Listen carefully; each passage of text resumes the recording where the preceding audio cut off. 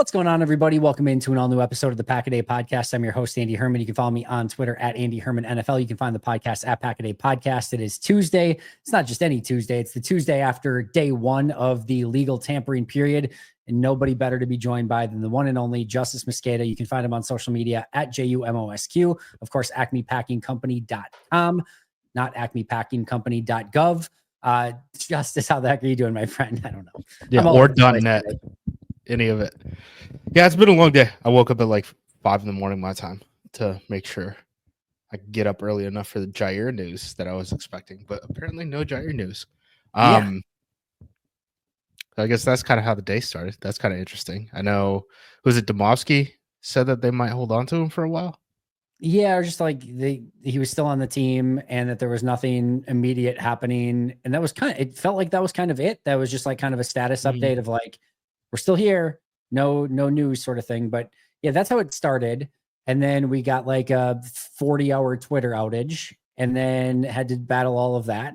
And then just about around like 2:30 Central Time, right around there, we got the Aaron Banks news. And then quickly after, the Nate Hobbs news.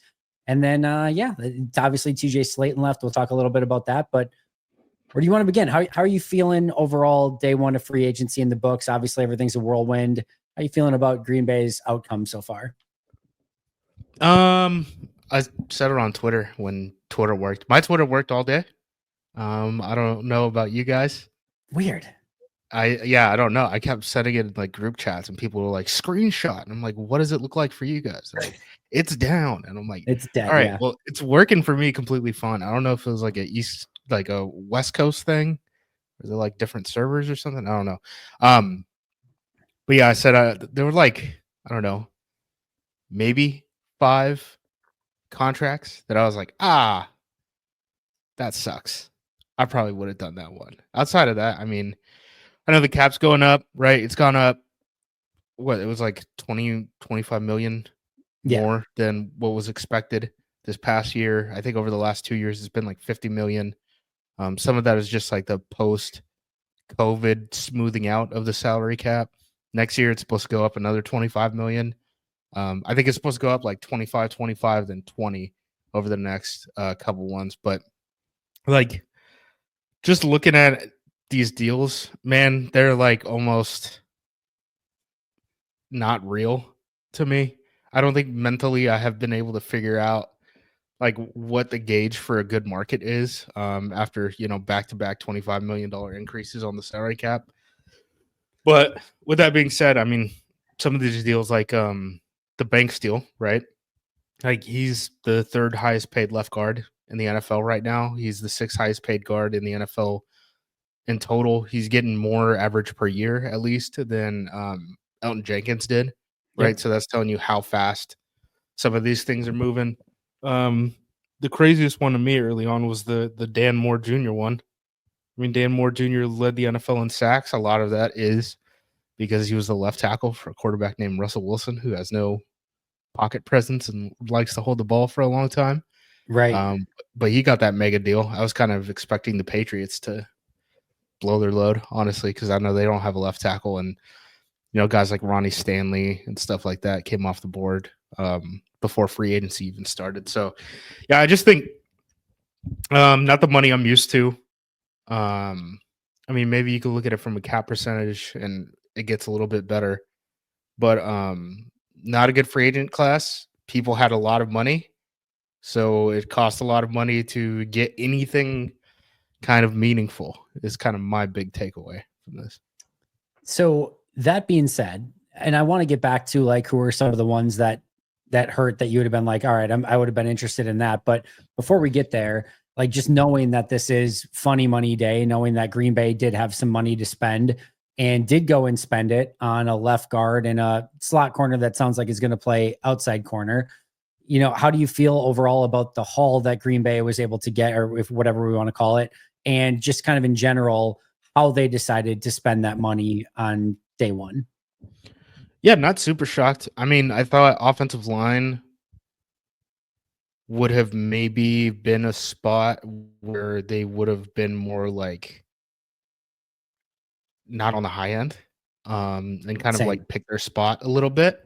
But we talked about this coming into the sort of free agency, right? Where we talked about where do they need bodies in terms of like, hey, they could add 2 guys at this position and it wouldn't mess anything up from their roster construction standpoint, right? And it was always an offensive line, linebacker, and cornerback. Well, they re-signed McDuffie. They just got a corner, just got an offensive lineman. So and you cover your bases a little bit going into the draft. Would have been surprised if they came out without a cornerback, to be really honest, or some sort of clarity on the Jair situation. Little surprised that they didn't get an edge rusher. All the meaningful pass rushers that I know of, unless like who's the guy for the Eagles who was inactive for the Super Bowl? Bryce Huff. Bryce Huff. Like maybe he's available in the trade. I'm sure the Eagles are trying to get off of that contract. I'm sure they would love to, yeah. So maybe that's a situation that you could potentially look at. I mean, I'm sure everyone will bring up Trey Hendrickson. I don't got a gas bag about that for too long, but I'm a little surprised they didn't touch edge rusher. As far as their other biggest needs, edge rusher, wide receiver, but we've talked about like DK made sense a lot of in a trade because of what the crop of wide receivers looks like. Maybe an MVS down the line. The crap of wide receivers. Yeah. Did you see the Josh Palmer contract? I did. That was the Bills, right? Like 12 mil per year, I want to say, something like that. 3 years, 36. Nuts. He was somebody that like at the end, I'm like, oh yeah, like he's out there. Like I could have just seen him being like, because he's like 6'2", 200. I could like maybe Green Bay talks themselves into him as like a cheaper option. And then I'm like, oh, even he's going for 12 mil per year. Never mind. Well, like Ashton Dulin, right? He basically only plays special teams for the Colts. 4 years, 8, something like that. Yep. Or no, 2 years, 8. 2 years. That's what I meant. Sorry, 2 years, 8. That's what I meant. Sorry. Yeah. 4 so special team wide receivers. We're talking like a Malik Heath type of guy. That guy's. Did you see Marquise Bell for the Cowboys re-signed? I don't even know if you saw. He didn't play for him. He didn't play. He played like 40 snaps last year. I was so mad. I'm like, what are you doing? They gave him like, I don't know, like a $4 million per year deal, something like that, like 3 years, 12 or something. And he didn't even play. He played like 700-800 snaps the year before that as like a safety playing linebacker in I remember. Defense. We ran right at him. Yeah, ran right at him in Quinn's defense. And then last year they decided to move him back to safety, played him all of like 40 snaps and gave him then like $4 million per year. I'm just like, what is going on right now? I don't understand. Yeah, the market's all screwy. The only other position that I could have seen Green Bay really spending money was defensive tackle, and there just weren't bodies there. I just think like the draft just makes a lot more sense for that, unless they wanted to get into like the recently released market where maybe you're looking at a Grady Jarrett, maybe you're looking at a Jonathan Allen. Outside of that, I didn't really think that. He's a bear. I know. Yeah, that happened quick. It did happen very fast. Delvin Tomlinson, another one who's getting released, I guess. Yeah. Yep. From the Browns. By the way, they said Myles Garrett was going to help them with the pre-free agency plans. They haven't signed a single person.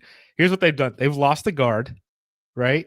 They traded for Kenny Pickett, though, bud. That's a big deal. Kenny Pickett, and they've cut Dalvin Tomlinson. Congrats, Myles Garrett. I don't want to hear a second of belly aching when you go down without, any sort of playoff success like Joe Thomas did. I don't want to hear it because you had your opportunity and you took the money. So keep quiet. Yeah, that whole situation was absurd, beyond absurd. Well, let's talk through each of these for just a moment here. So Aaron Banks, 4 years, $77 million, has played left guard through basically the entirety of his career, played 5 snaps of right guard his rookie year, has played every snap of left guard ever since. 6'5", 325 in that range. There's already reports out there from Tom Silverstein that he's going to play left guard, that Elton Jenkins is going to play center. I think we can fairly safely assume that Zach Tom's going to play right tackle. Would seem that would mean Rashid at left tackle, maybe battling with Jordan Morgan, Sean Ryan at right guard, battling with Jordan Morgan. And that's probably what you're kind of looking for, the offensive line. Is that what you kind of expect moving forward? Yeah, for sure. Yeah, no doubt. I mean, I think I don't think they'd bench Rashid. So like Okay. if they have an inclination that they want Jordan Morgan to be the left tackle, I think it's you trade Rashid before the draft. I think that's probably the way you handle it. If they keep him, then I'm going to assume going into the season that you're probably going to have that right tackle or right guard rotation again, where it's going to be Ryan and Jordan Morgan, and you try to figure out who the best one of those guys is. I will say, though, the offensive line market, like, get the Zach Tom deal done as quick as possible, and I don't know what you want to do with Rashid, because Rashid is going to get as much as Dan Moore. Yeah, easily, I would think. Yeah. So, and even like who was the other left tackle who signed? That was who was the 49er who signed with the Chiefs? The backup to Trent Williams. Jalen Moore. Yeah. Yeah, signed, and he got probably way more than I think kind of expected as well. So just a quick update: 49ers and Dolphins have each made offers to free agent edge rusher Joey Bosa for whatever that is worth to anyone in the world. Miami's weird. Miami has so many pass rushers that they've spent draft picks on. I don't get why they're back in the edge market again, unless they're trying to move Chubb, but I think they just restructured his deal. They restructured him, yeah. She said it would be less than 10 million this year for him in either scenario. So it sounds like it's not an exorbitant contract one way or the other. But Bosa's kind of washed, by the way. Like, I don't know if people pay attention. Like, the injuries have stacked up for that guy. But 1,000 snaps combined in the last 3 years combined. Sorry, 1,000 snaps in the last 3 years combined. It's not going great. Not going great for him. No. Nate Hobbs, 4 years, 48 million. Primarily has been a slot corner as of late. Has played outside corner as well. Early reports this time from Ryan Wood is that he is going to be primarily a outside corner, although I'm sure depending on how the corner room shakes out and injuries and things like that, there's a lot of versatility there.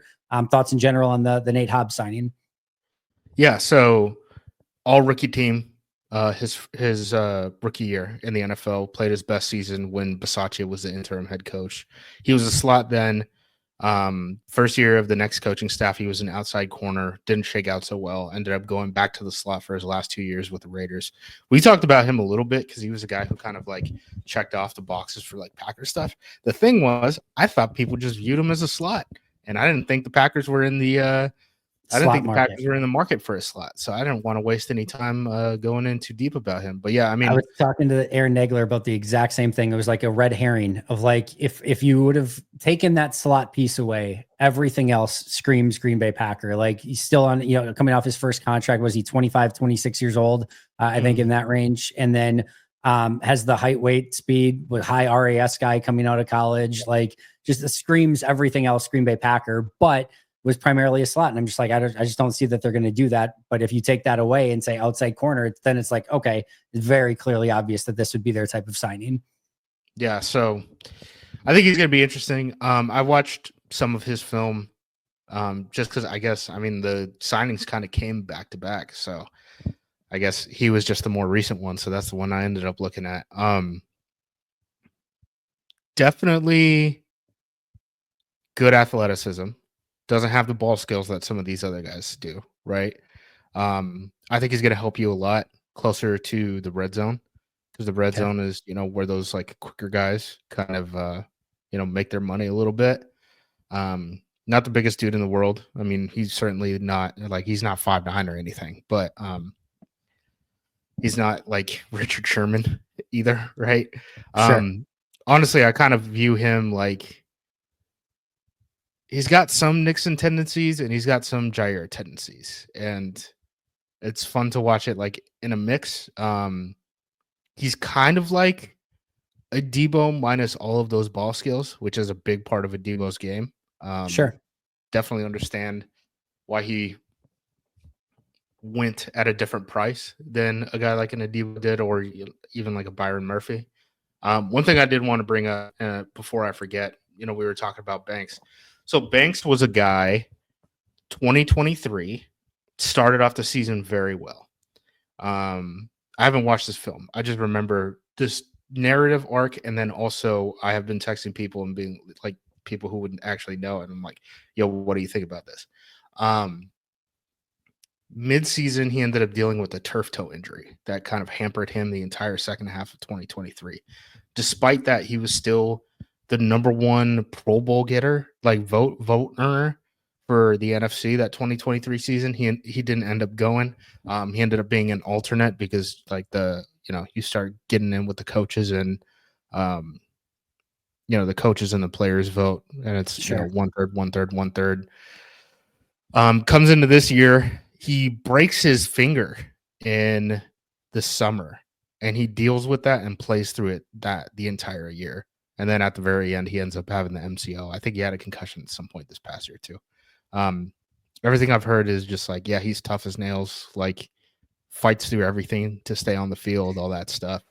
But it was also told like basically like the last year and a half of his film is not his best work because he's been like physically limited with injuries that are not expected to be sort of long-term concerns. So to a certain extent, like we kind of had these narratives with like Josh Jacobs too, right? Yep. Where Josh Jacobs wasn't coming off of his best season when he signed with the Packers.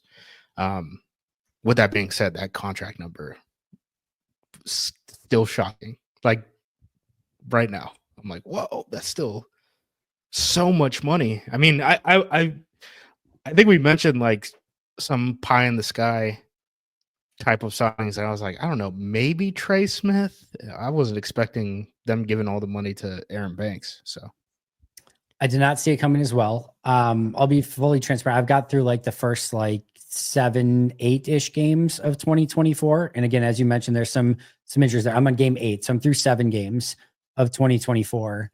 And I'm just, again, I want to go back and look at it in far more detail. I'm not going to make any over sweeping proclamations at this point. This is a guy I liked a lot coming out of the draft. So if anything, I would love to confirm my priors and be like, look how smart I was. I loved him in the draft and look how good he is now. I was very underwhelmed with this tape from 2024, just very inconsistent. I wanted to see him anchor better. I really wanted to see him just latch on to people and use that size and that bulk a little bit more. Really good mover in space. Like he was doing some stuff pulling from, in that San Francisco offense, which, is pretty much a requirement of them. That was very impressive for 325. Some really good combo block stuff where, center gets up on the first player, gets a little movement, and then he's able to use his movement skills to come around and seal that block with relative ease. So again, some stuff that's easily translatable. And you just look at him and you go 6'5", 325 with that movement ability. I mean, he looks the part immediately, but very, very, very, very inconsistent and just really kind of left me wanting more, which is, again, modern offensive line is not necessarily that out of the norm, so to speak. But to your point, when you start putting a $77 million with 477, right? 4 for 77 for that on top of it and making him a massive free agent signing, it's a little bit of a tougher pill to swallow. So all of the freaking talent is there. There's no question about it. Like you said, you love the mentality. There's the very first play, one of the first plays I watched. He comes on a little pull and the defensive end's coming and he's cracking the defensive end and he just stonewalls the defensive end and then just drives him in the other direction. Had 2 snaps against Chris Jones against KC where he just took Chris freaking Jones and just moved him out of the play. So, I mean, like there's some rare stuff there where you're just not seeing some of this stuff all the time. But man, if you could just get the consistency down, you have a freaking unbelievable player on your hand.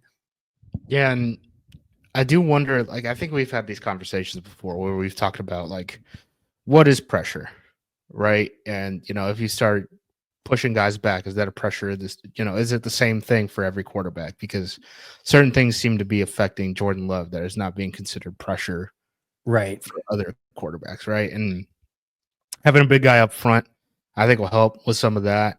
The other thing too is just the run game. I think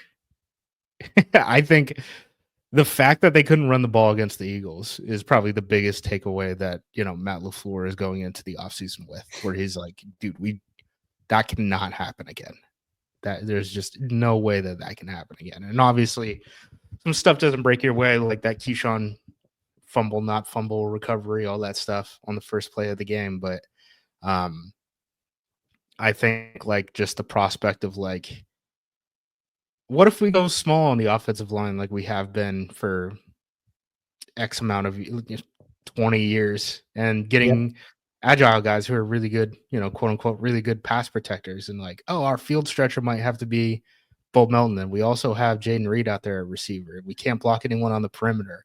Oh, we have small guys. We can't block anyone on the interior. Where does the run game go? I think, Goot said that like he doesn't adjust for scheme and stuff, which I think is crazy, and I don't even know if I believe him when he said that at the combine. But I do think that there should probably be a real conversation about what the offensive line has looked like in the past, even though that they've had success with that mold, and what it should look like moving forward. Because when Mike McCarthy came into the NFL and took over as the head coach, that was a revolutionary offense. The fact that they were in shotgun so much and they were passing so much. Like, I know everything got stale because the rest of the league caught up to him. And by the end, I mean, he was canned probably 4 years after the like RPO revolution really started, right? Like that's how long he had lasted, where he was the guy who took West Coast quick game into the shotgun instead of just being split backs under center. So they were a pass happy team, and they could find athletic, undervalued offensive linemen who could fit that mold. And never really had a dominant run game. I mean, there was like 1-2 years of Eddie Lacy, a couple nice seasons of Ryan Grant being kind of like a home run guy, right? But outside of that, they weren't like a ground and pound team. They certainly weren't run first. And I think LaFleur, to his core, wants to be a run first, wants to run a run first offense. And everything in the passing game is built off of that. So if you can't move people in the run game, it becomes a real big problem. So I understand if they were, had a hole burning in their pocket and we're like, look, that's a starting offensive lineman. He's already been in the scheme before. He's, X amount of it. Like he's only like 27, 26, 27, somewhere around there. He turns 28 in September. Yep. He was a former, like mid-high second round pick. I mean, he was picked a couple selections before Josh Myers, right?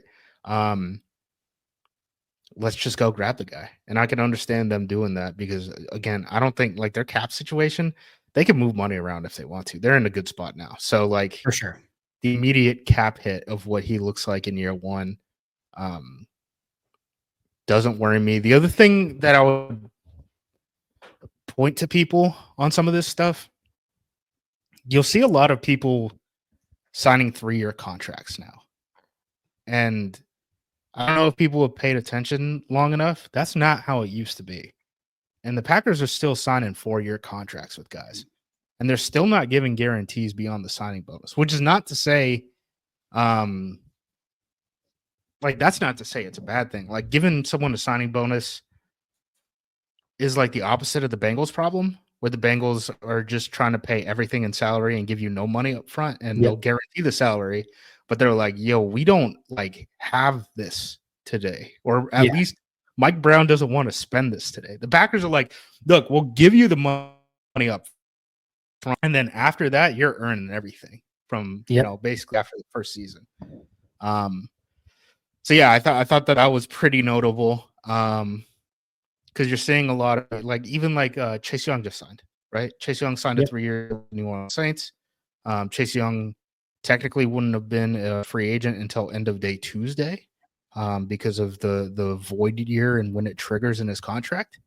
But he signed with the New Orleans Saints. He signed a 3-year deal, and when it gets tweeted out, they mention, and he'll be able to hit the market again when he's 28 years old. And that's not something you're able to say if you sign with the Green Bay Packers. So I do wonder if that kind of limits what they want to do. But especially with the cap rising year to year, I do think that the players who are open, and I guess agents who are open to signing these 4-year contracts could provide a lot of value in the back end of the deal for the Packers.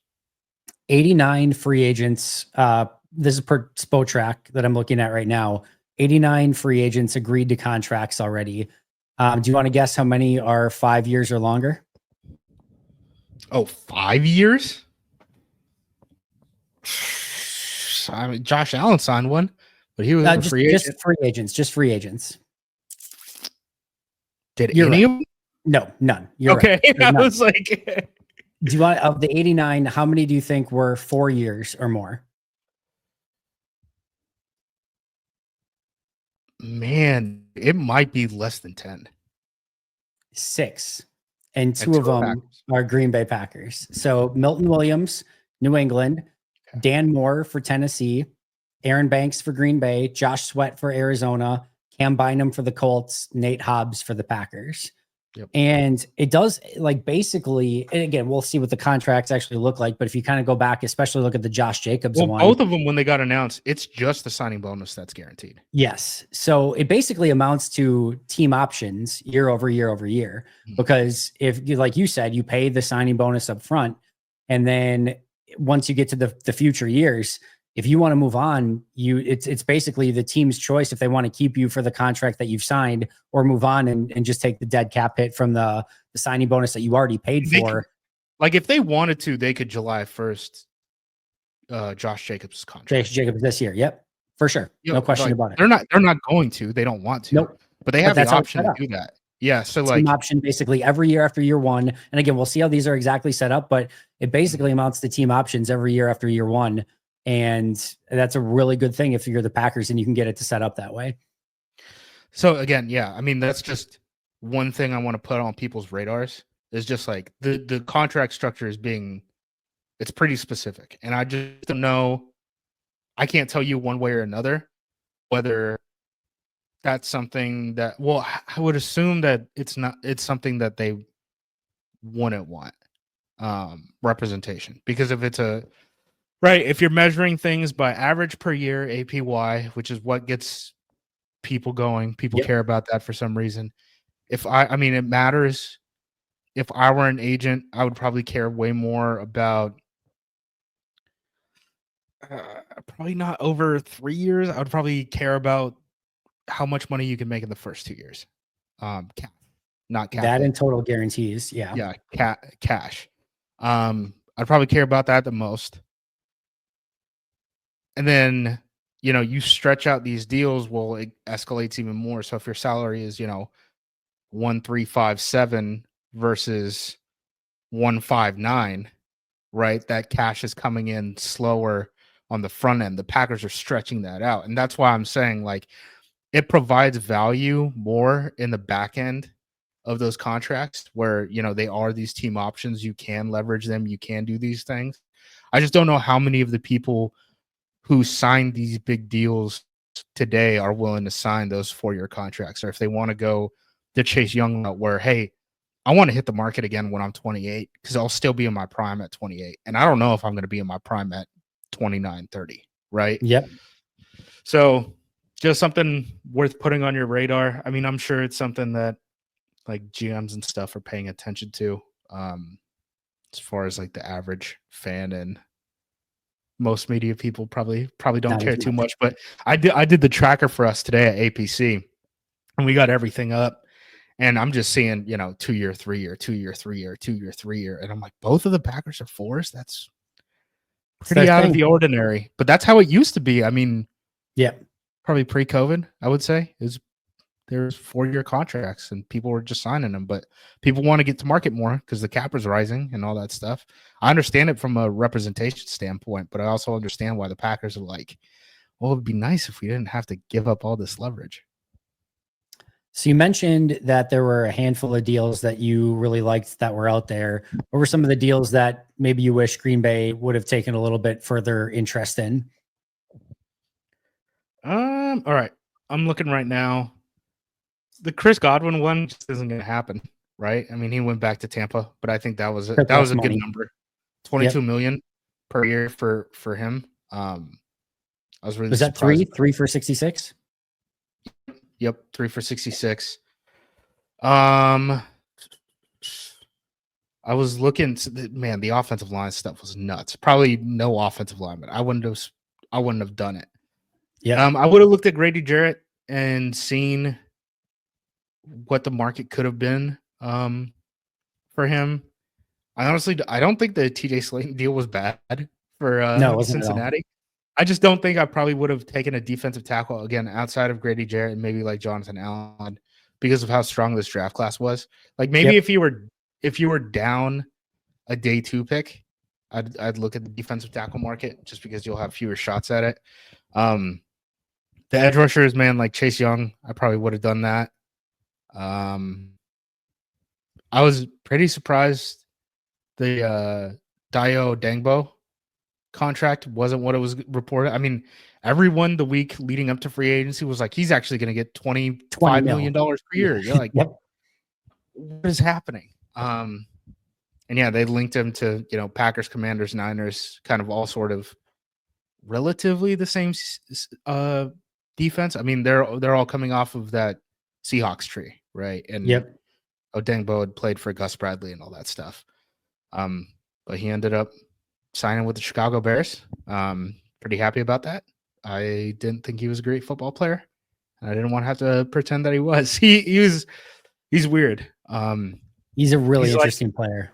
He's like a slightly above average interior pass rusher, but you can only play him on pass rushing downs. And then on the edge, he's just not good. He can twist and he can chase, but he's not creating any of his own pressure or anything like that. The Paulson Adebo one almost made me have a heart attack when it was initially reported as a 3-year, $30 million contract. Yeah. I was pissed, dude. I was like, $10 million?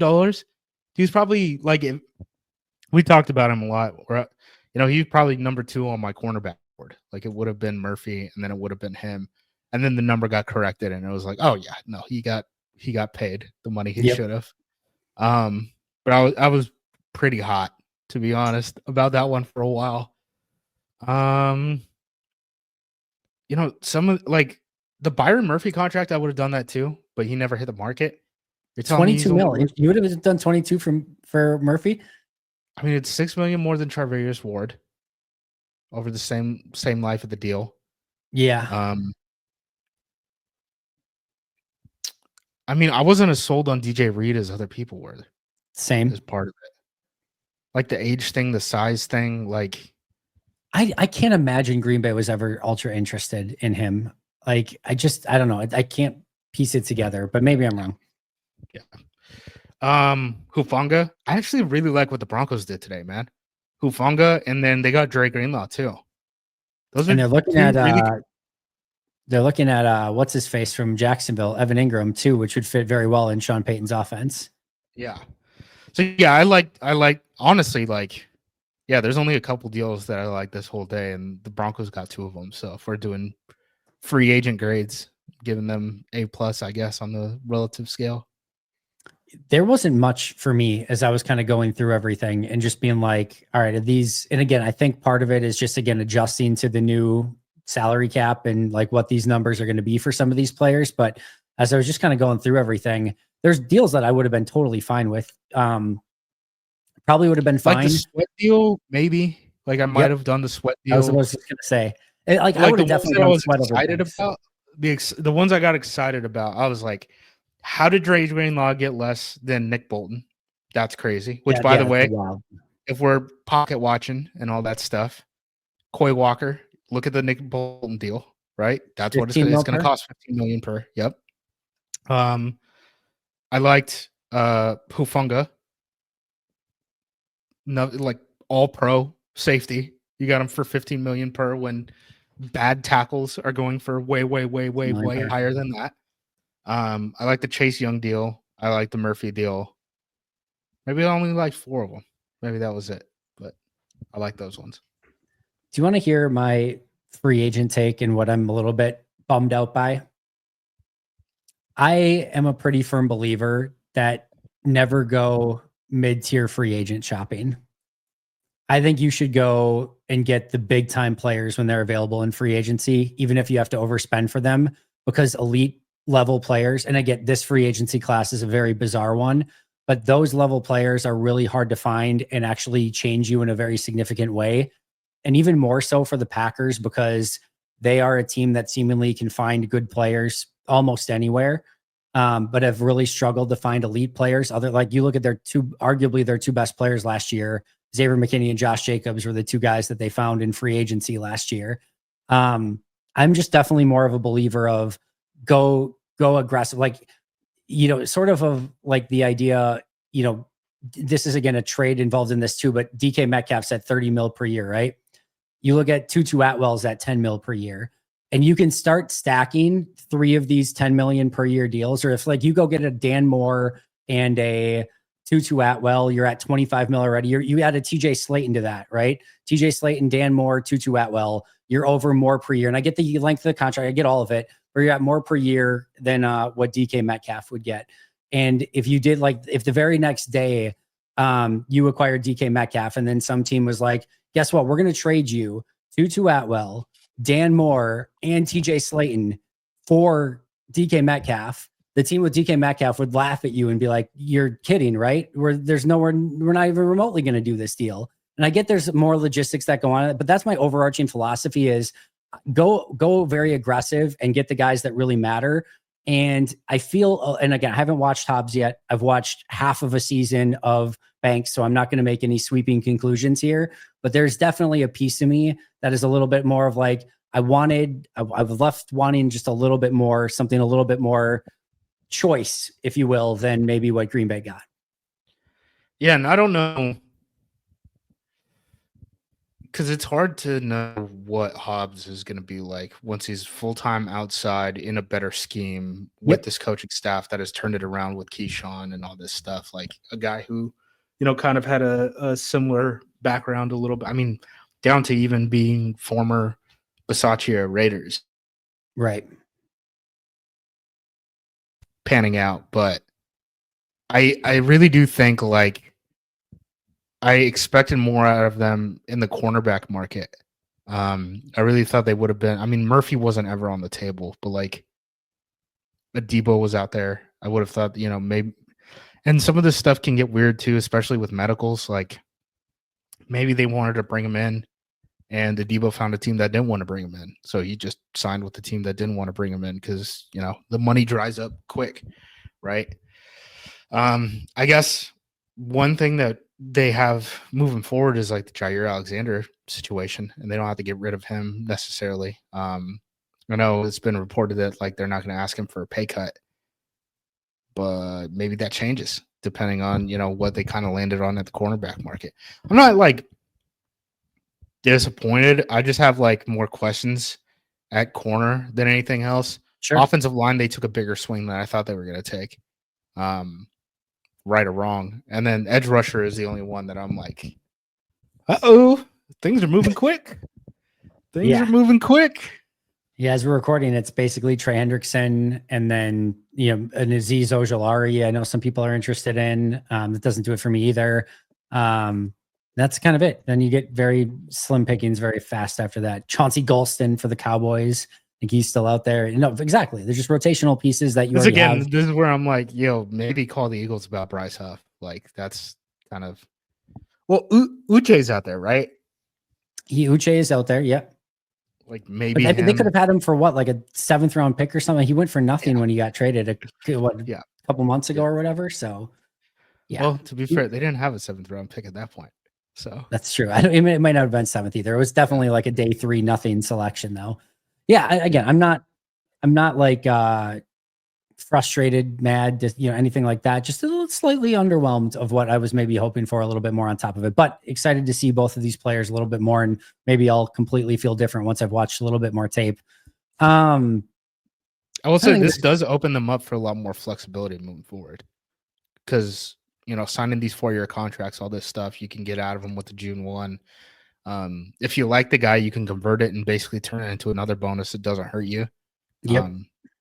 So yeah, that's a scenario popping up. And then, who are all the guys who are up? Tom, Walker. Yeah, 2 Walkers. Quay and Rashid. So like they're all due money. Oh, Dobbs, Christian Watson. All these guys are gonna have to get paid at some point. So maybe going a little less now helps you down in the long run. Well, I guess we'll find out. speak his name and things will appear. Chauncey Golston, 3-year, $19.5 million deal with the New York Giants. So he is there. He's off the market too. There you go. Giants fixed everything. Yeah. I do wonder, like, because they have Burns, right? So they got Burns, they got Kayvon. Yeah. Is there another one? No, they had Ojulari. Ojulari would have been the other one, yeah.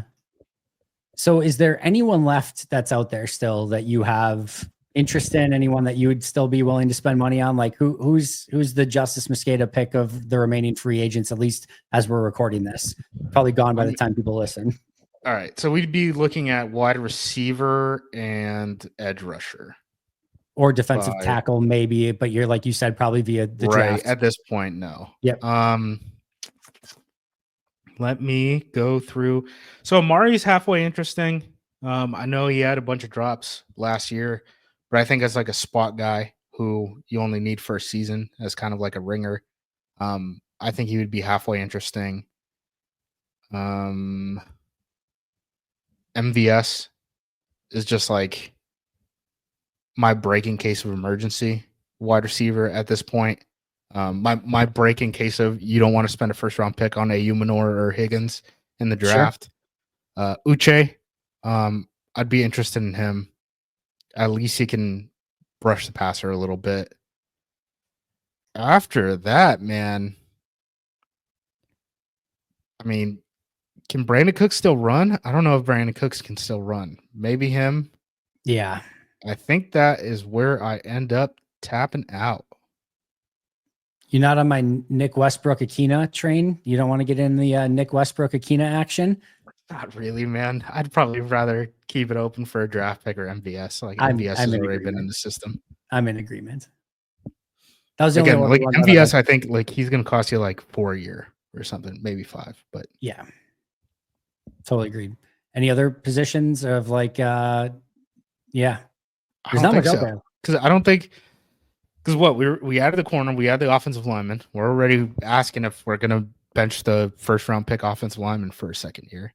Cornerback is an absolute long jam. I know people are like, well, what does this mean for Keyshawn in the slot? Dude, Keyshawn might still be CB1. If Keyshawn was a free agent right now after the year that he just had, he gets a lot more than the $6 per year or whatever that he signed with last season. So I think it's going to be Nixon and Hobbs as the outside corners. I think so too.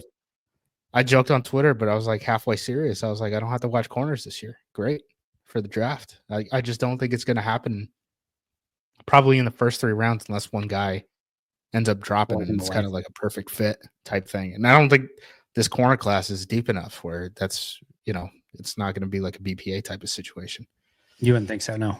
So I think they're done in the secondary. Linebacker, they got 3 guys that they're paying already. And a 3rd round pick, even though we disagree of like the value. Right. Yes. Right. So yeah, I mean, honestly, like it's the lines and it's, a speed wide receiver. And spoiler alert, if you haven't, if you're hearing about free agency news for the first time via this podcast, the guys on the lines got paid a lot of money to come off the board super early today. So it's pretty slim pickings. Levi and Wuzurike would be the only one that I would have some consideration on that's left. But again, I'm still but even then it's like, I'm going to pay you so that I don't spend a draft pick in the second round on a defensive tackle. Like, that's where the meat of the draft is. So why am I doing that? And he's more of the 3 technique, and you already have Wooden, Brooks, and Devontae Wyatt too. So it doesn't solve a ton of your overall issue. So I'd be fine with it, like depending on what the cost was. Like it's an interesting signing if you have the money and he's the best player left and they're open to it, whatever. But that'd be the only other guy that's out there that I'm like, oh, I'd have some interest in, at least off the top of my head. Yeah. No, that checks out for sure. I was surprised about the Kinlaw contract. This is one of the crazier ones. There wasn't a ton that completely blew my mind, but that was definitely one of them where I'm like, wow, that's a crazy amount of money for a guy that's been very banged up as of late and is on a little bit on the older side as well. And defensive tackle, which is a very, again, key position in this draft. Yeah, for sure. Would you rather just keep Jonathan Allen for the year that you had left at that point than just going Kinlaw? I don't know what the hell they're doing because they also made that Tunsil trade, and Tunsil, no one was more penalized than Tunsil last year. I think Tunsil was part of the problem in Houston. I kind of like the trade for Houston. I just don't like the quotes that came out after where, you know, Aaron Wilson, who's a reporter down in Houston, was like, yeah, they just wanted to get cheaper off the offensive line. They spent a lot of assets there. It was like, okay, the wrong lesson. Wrong lesson, wrong lesson. Like, like you were not bad on the offensive line because you spent so much money. You were bad on the offensive line because you picked the wrong players. Like, that's what went wrong. Because they released Shaq Kenyon Green like 14th overall after a bunch of Pro Bowlers. That's how you messed up on the offensive line. Yeah. Yeah, they released Shaq Mason as well. It's like they maybe got to the right conclusion, but you looked at their work and you're like, the work is all wrong. You've used the wrong formula. You did everything wrong. You might have got to the wrong or the right answer, but in all the wrong ways. Also, just kind of I'm not sold on Casario either, by the way. Like the waiver pickup of Christian Kirk was super weird to me because he's a slot only guy who can't really not run. even waiver. They traded a 7th round pick for him. True. Yes, it was that. I thought it was for some reason my brain said it's a 7th round pick. It's the exact same thing, but ultimately, yeah. But they're running our scheme now. Could you imagine if Jaden Reed couldn't run? It would not be great. Playing him in the slot. Yeah, that would not be good. So that's kind of what they're doing, and they're paying a lot of decent money to have the privilege of paying him those game checks. So I don't get that at all. I'm selling on Houston right now. Your Jacksonville was so willing to do. They traded him in the division and took a 7th round pick to be like, yeah, well, you can have him. You're like, we'll gladly trade him in the division and only take a 7th round pick in return. And they were still fine with it. So that kind of tells you all you need to know about that situation. Yeah, Jags were weird today too. By the way, were they the ones that signed like 12 guys today? Yeah, it was very like Washington Commanders, where they were like, look, we're not gonna spend a lot of money on top guys, but we're just gonna try to churn this entire roster and make low-level bets that we hope pan out like 2 years from now. Yeah, I guess. I hate that version of free agency, and I get like they're in a different world right now than a lot of other teams, certainly than like the Green Bay Packers, but I still hate that. Like, go get really good players when you can and don't settle for that. But it is what it is. Just kind of thoughts on the state of the Packers roster. I know you were kind of looking at the remaining 53-man players that are left over from last year, plus obviously Hobbs and Banks. How are you feeling about the roster as of right now? Yeah, pretty good. So just like numbers wise, right? They could run a team right now. They got 9 offensive linemen coming back from the 53 and, the free agent signing at least 4 of everything other than quarterback and tight end. And I don't know if they're going to need those numbers. Also, John Fitzpatrick is a restricted free agent. He's not going to get tendered by the Packers. He might come back as UFA because he ended up really passing Ben Sims on like the special teams depth chart at the end of the year. So you're talking about 4 players at, each position individually. And then offensive line, you have 9 guys, right? That you could play a football game right now.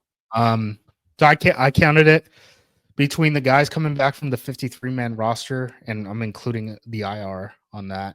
And then the 2 free agent signings, they're at 49 guys with 8 roster spots. So there's going to be a good amount of churn on this roster, even if they make those picks, which is why I think, kind of being in the trade market potentially for one of those edge rushers, right? Trey Hendrickson, Bryce Huff, one of those guys. Like, I think it makes sense to just kind of secure that body if you have the cap space for it. How much different would it look if all of a sudden they got Trey Hendrickson, Hobbs, and Banks this offseason as the 3? You don't think it changes things that much? Okay. So starting lineup, offense, Jordan Love, Josh Jacobs, probably Dobbs, Wicks, Reed at receiver, Kraft, Walker, Banks, Jenkins, Morgan, Tom on the offensive line. So yeah, you're probably maybe wide receiver. You still have the opportunity to improve via the draft. Defensive line, we got Gary, one of those edge rushers, Clark, Wyatt. I guess you play Wyatt. I still think like at this point, like I'm expecting either their first or second to be a defensive tackle. Just throw Derek Harmon in there. Yeah, let's go Ducks. Keyshawn Nixon and Hobbs at outside corner is what I'm assuming is going to happen. Bullard in slot, McKinney, Evan Williams at safety. I mean, really the only spot that you're going to prove at is defensive tackle. So, yeah, I mean, really they'd be going into the draft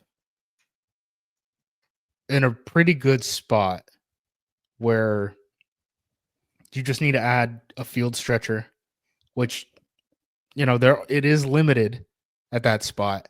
And then probably a defensive tackle pretty early on that you want to add into the rotation.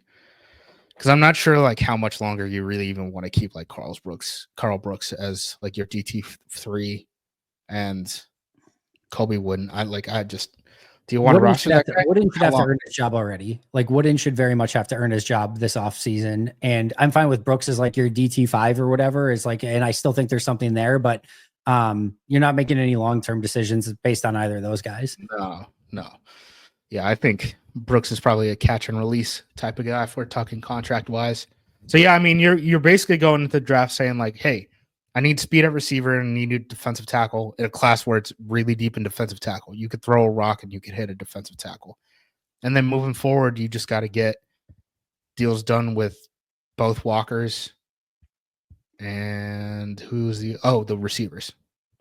Yeah. Probably one of the receivers. Good luck guessing which one. I don't know. So, yeah, I mean, long-term outlook, good for sure. No, I agree.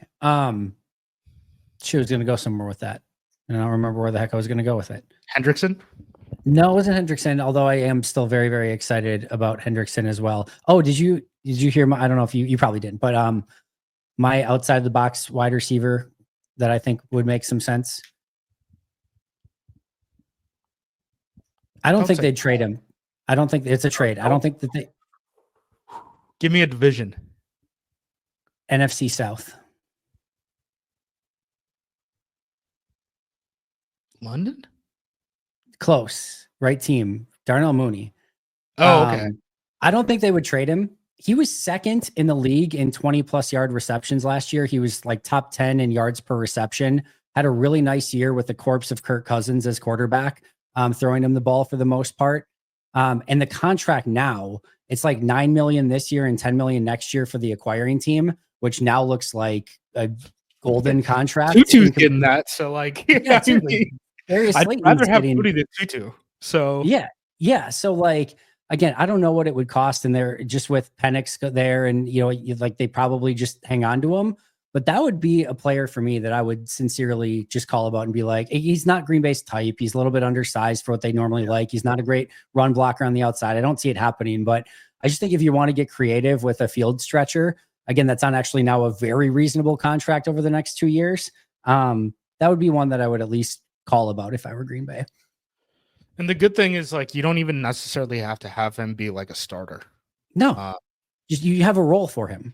Yeah. I mean, he would basically, I would guess, just kind of take like Bo Melton's spot on the roster and just be worked in a little bit more. One thing that I will say, again, just from a roster construction standpoint, because I don't know how close some people are paying attention to these things.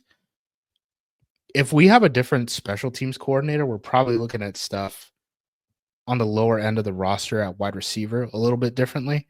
I don't know that like without Bisaccia, who's so heavy into using all of these safeties on special teams and cornerbacks and stuff like that, that you could afford for your, wide receiver 4, to be a Darnell Mooney type of guy. But the Packers are in that spot now where they're freed up to be able to do that. And that's kind of, I mean, you wonder sometimes, I'm sure people are like, well, why aren't teams calling every free agent? Why aren't they gauging interest in everyone? Isn't that, wouldn't that be better to know what the entire market looks like? And it's like, well, sometimes you're just not in on a guy. That's why if you look at any of these draft boards that end up getting leaked, Jerry Jones will do it every 2 years or so. It's like 100 guys on that draft board because you're like whittling it down to like what we need this second. Like we've scouted everyone, but these are the guys that we could potentially need immediately. And that's how we have to focus and navigate around all this stuff. It's a beautiful world out there, Justice. And we're going to have day 2, obviously, tomorrow, which again, it is like, this is the most, I think, picked over I've seen a free agent class after day 1. It's like Javon Holland and some receivers, some old receivers. That's pretty much it. Yeah, some old wide receivers and Javon Holland, and that is about it. A Trey Hendrickson trade maybe still lurking out there. Yeah, good luck. Like the two people. Yeah, I mean, if Jair gets cut right now, he's Piranha Fest. Second best player on the market, minimum. Like, if you're willing to take the risk on the injuries, no question about it. I mean, easily. And I mean, if you're at that point, he's probably still behind Holland, but it's not by much at that point. No. So sure. I would expect at this point, earliest he gets cut is the draft. I would expect a trade at this point. Yeah, no, I think so too. And again, if you're going to wait till that, like wait until like day 3 of the draft and hope that some team didn't hit free agency at corner and then they struck out corner in the draft. And if, day 3 of the draft comes and some team looks at their depth chart and they're like, oh crap, like we did not hit corner the way that we were hoping to. Send a fourth, send a fifth, whatever. Yeah, absolutely. That's what I would do if I were Green Bay. There's no real need to rush it. They're not going to need the $7 million he's going to clear on the cap this year. So take your time. Take your time. Do what you need to do. All right, friend. You are the absolute best. Where can we find all of your incredible work per usual?